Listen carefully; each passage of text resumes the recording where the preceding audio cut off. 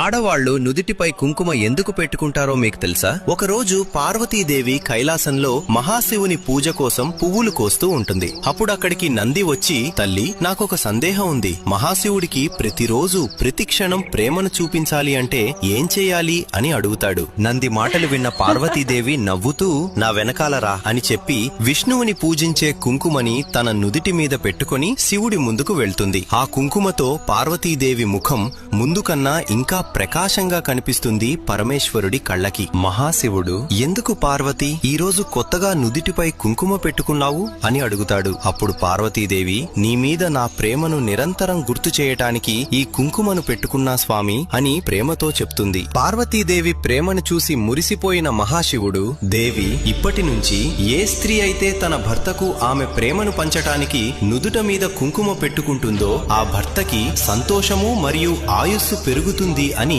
వరమిస్తాడు. అందుకే ఆ రోజు నుంచి ఈ రోజు వరకు ఆడవాళ్లు నుదుట మీద కుంకుమ పెట్టుకుంటూ వారి భర్తల ఆయుస్సుని పెంచుతున్నారు. మీరు శివభక్తులు అయితే ఓం నమః శివాయ అని కామెంట్ చేయండి.